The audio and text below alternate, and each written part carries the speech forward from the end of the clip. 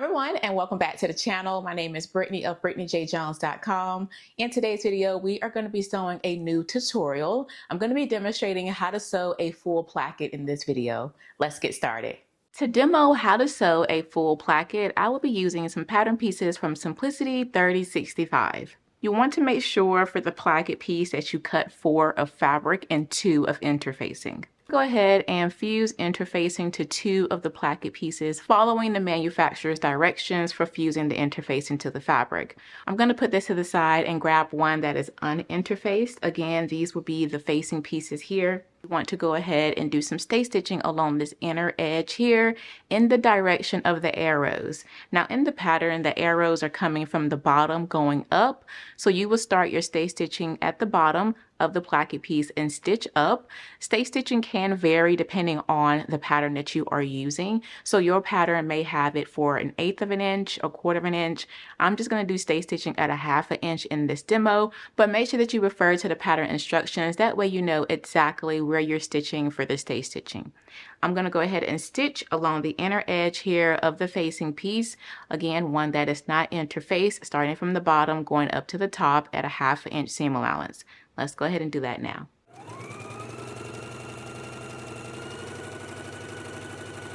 Okay, I have my stay stitching done here on my facing piece. Again, the piece that is not interfaced, that is our facing piece. Go ahead and do your stay stitching.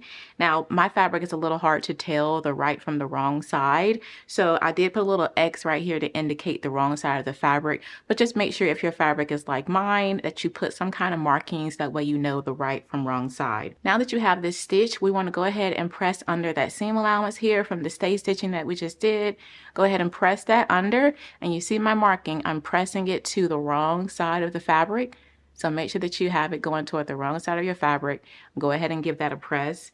If it gets a little difficult up here around the curve, you can clip right up to the stay stitching marking. Do not go past it, just to give you a little bit more room to fully press everything under. Let's go ahead and press it now. Now that you have the facing press, we can go ahead and lay it right sides facing to the interfaced placket piece. So right sides facing, let's go ahead and match this up, and we can start to pin that in place. After you have it pinned, we can go to the sewing machine. I'm going to be stitching along this front edge of the placket as well as the lower edge using a 5/8 of an inch seam allowance. Let's stitch it now.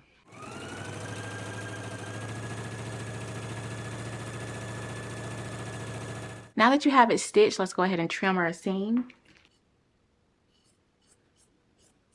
Now that we have it trimmed, let's go ahead and do understitching. For understitching, we are going to push our seam allowance toward the uninterfaced placket piece. And then we're going to stitch really close to the seam here, catching only the facing and the seam allowance. You should not be stitching on your interfaced placket piece.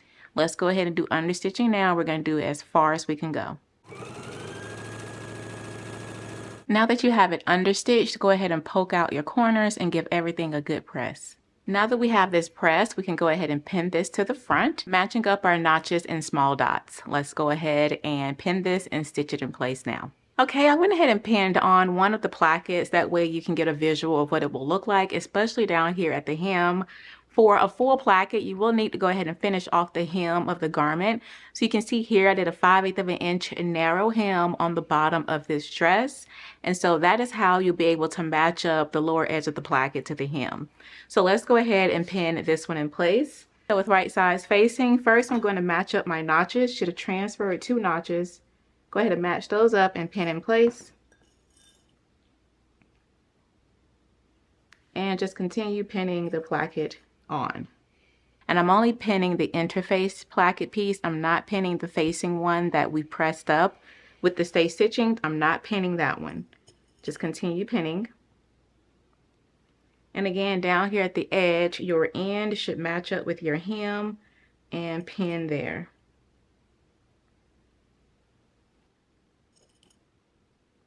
Okay, once you have it pinned on, we can go ahead and stitch using a 5/8 of an inch seam allowance. Let's go ahead and do that now. Once you have sewn on the placket, we can go ahead and trim down our seam. You can go ahead and trim the other placket the same exact way, and then you want to press out your placket. So go ahead and press your seam here going toward your placket, and then you'll be able to close your placket over on top of it. So go ahead and press your seam going toward your placket like so. Go ahead and press that out, and once you have it pressed out, you'll be able to take the folded edge of the placket, the uninterfaced side, and just fold it right over that seam. Let's go ahead and give it a press now. All right, now that you have everything pressed, your seam should be inside the placket like so, and the folded edge of the placket should just be able to fall over the seam. The next step is for us to slip stitch the pressed edge of the placket over the seam. Now for video purposes, I am just going to do a basting stitch to baste it in place because the next step will be an edge stitch, but I do want to just point out that the instructions do state to do a slip stitch the pressed edge here over the seam. Okay, after I have basted my placket and I basted right here along the pressed edge, then I went back and I did an edge stitch right here along the placket using my regular 2.5 stitch. If you did your slip stitch, you won't have a basting stitch here. So after you have it slip stitch, you can just go back and do an edge stitch right here along the inner edge of the placket. If you did the basting stitch like I did, after you have it basted, go back and do the edge stitch as well, and then remove your basting stitches. Once you have both of your plackets edge stitched and you have given them a press, you can baste the upper edge of the placket here along the top just to hold these edges together. You can do a basting stitch. The last thing for you to do is apply your buttonholes and your buttons. So on your buttonholes to the right, and then sew your buttons onto the left. Once you have those installed, you have just sewn a full placket.